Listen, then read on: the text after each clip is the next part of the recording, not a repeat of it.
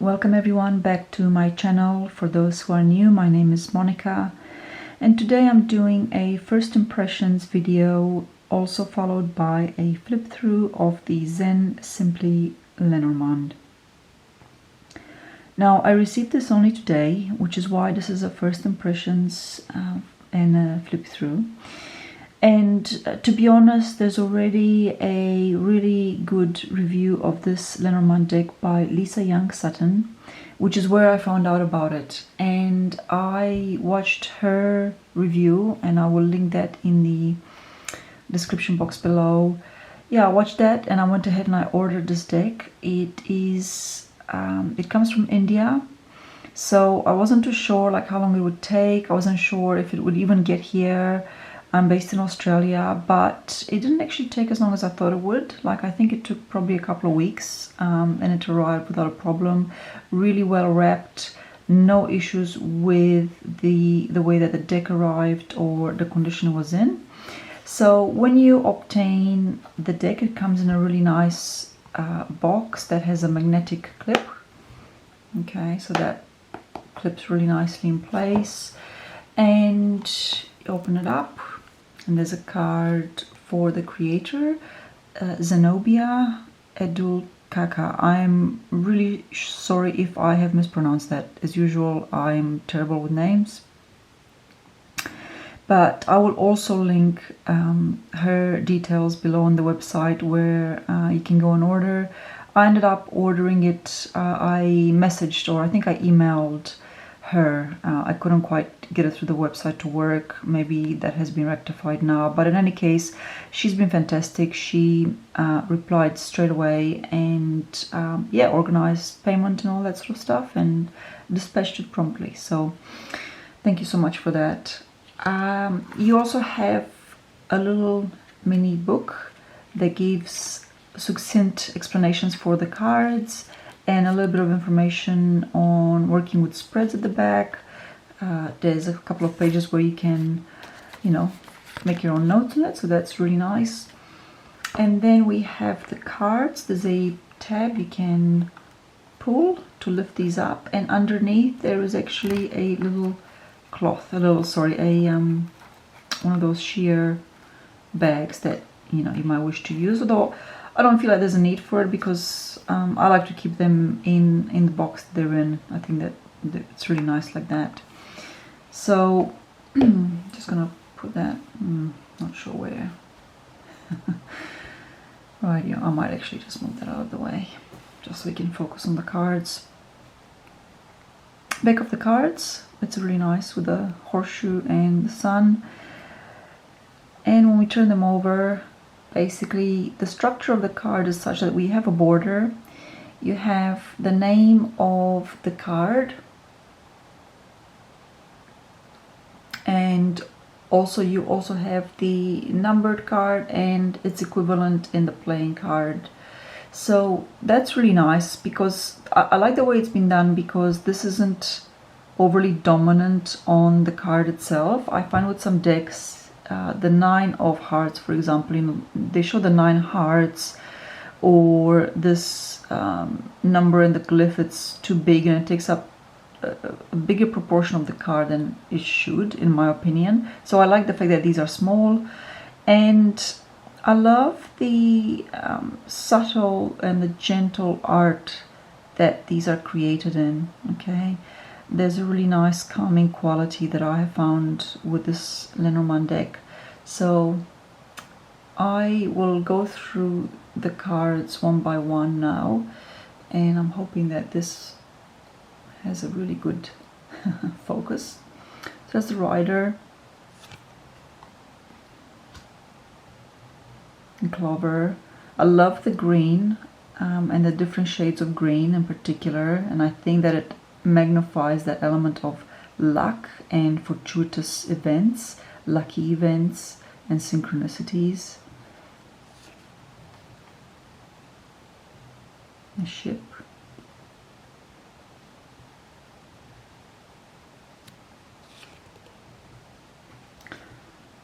Now, I, for once, really enjoy the depiction of the house. in many Lenormand decks, I find that the house image often portrays a really grandiose house, like it's like a huge mansion. And number one, I can't relate to that. Number two, I don't like big houses. I prefer small cottages. And I think that this is so on point with that.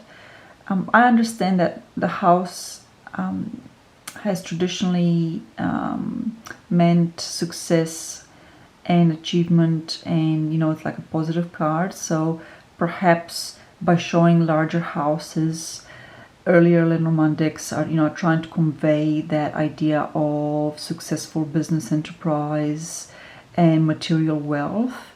But nonetheless, I prefer, you know, a house to be a house, something that I can personally relate to, and I think that this deck does that with the house card. Oops. All right. 3.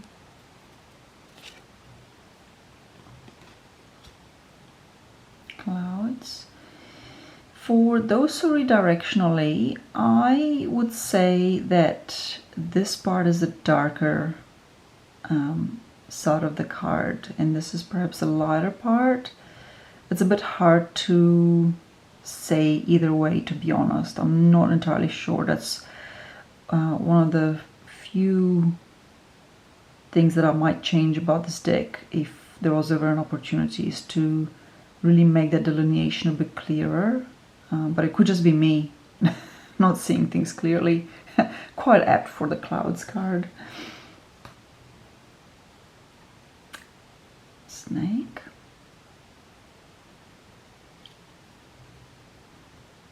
And coffin.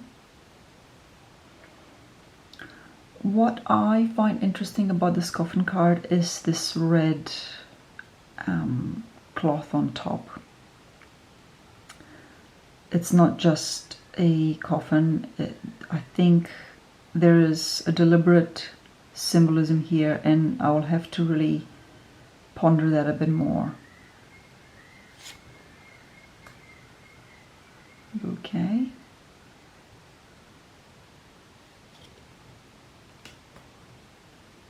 The sickle or the scythe. She's used both names. The whip.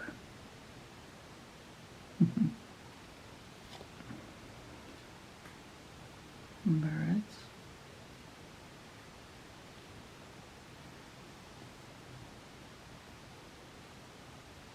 Lovely. And child playing.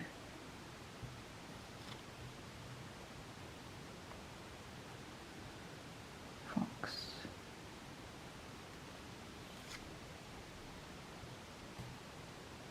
Bear.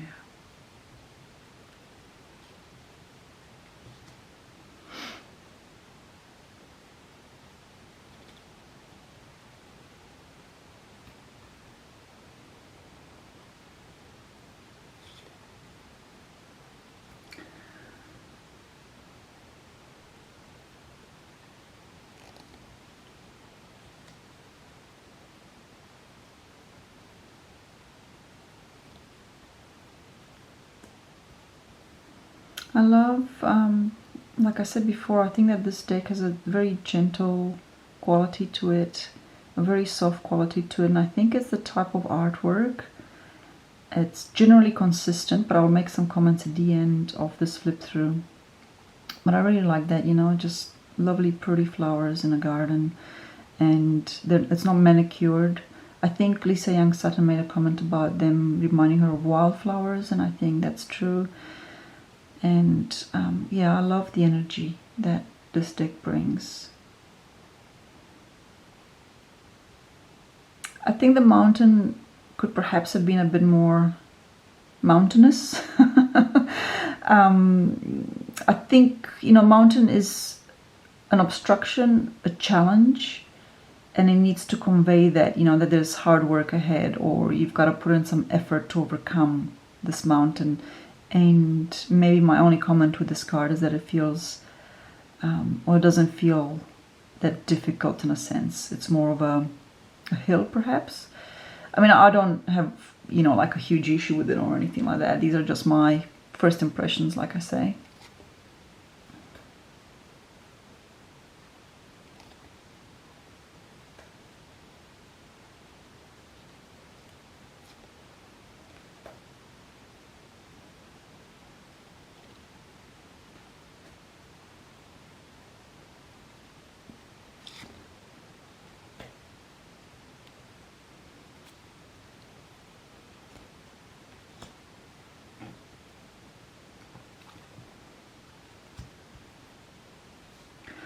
What I like about this deck is that you can't see the faces of the man and the woman cards, and I actually like that. I really, really like that.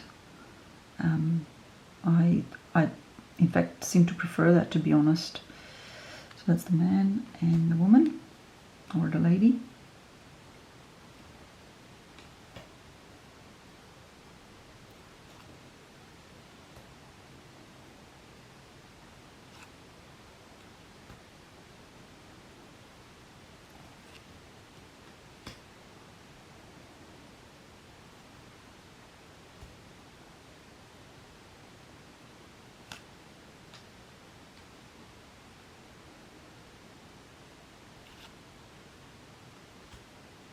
And the cross.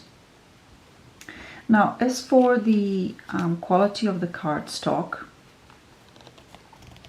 I'm finding it hard to describe. I like it. I'm wondering in the long run how will it will hold up. I feel like it could perhaps be even a little bit thicker, you know, in future editions. I wouldn't shy away from that. Like if you have Bernard George's Lenormand, I really love that really nice, sturdy, thick feel for the cards.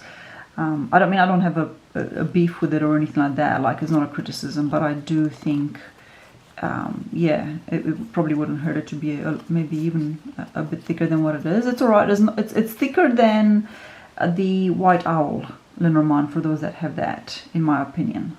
So it's a nice feel. Now, one thing that I will say about the artwork that I noticed, and it came through when I was looking at the dog card. Okay, so here's the dog card, and you see how precise this card is in the outline and the detail, whereas with the other cards, like, I feel like it's a lot blurrier.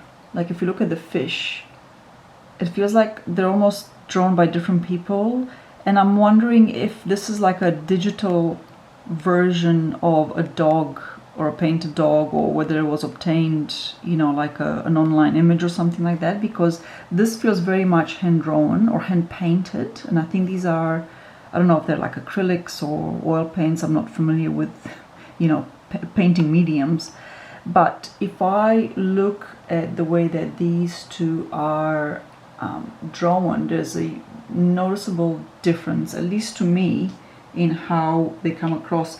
And it's the same with, like, I get the same feeling if I look at, like, see the fox again. It's similar to the fish. It's more blurry and not so well defined, whereas the bear has, I don't know if I'm doing this right, but the bear is similar to the dog, like it's more sharper, or the lines, it's got more well-defined lines, whereas the fox is a bit like more painted. I don't know what I'm trying to say there. They just, to me, they come across as different. Like look at the birds once again, and look at the bear and look at the fox, okay? Or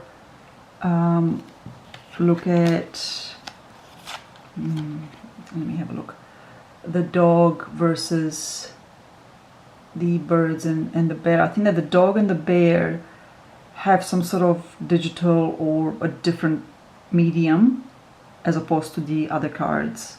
That's just what I think, and I could very well be wrong. So, you know, I'm not the greatest observer, but it's something that I observed. Doesn't bother me in the least. I think that they still retain the energy of this deck. It's called Zenn Simply Lenormand, and it sticks to that. It is simple. it does bring a feeling of calmness. And I know it's a play on words because Zen can mean, you know, obviously the Buddhist Zen philosophy, but it's also Zennobiia's beginning of her name. So I really like that. I think it's nicely done, and I think that she has done a really beautiful job with this Lenormand deck, and I very much look forward to working with this and shuffling with it and using it in readings. It will certainly be used a lot because it is uncluttered, and you know, it is simple, which means uncluttered. It sticks to the Lenormand tradition really well, so it would make a great Lenormand reading deck. And again, I thank you all for watching, and I thank you for supporting my channel.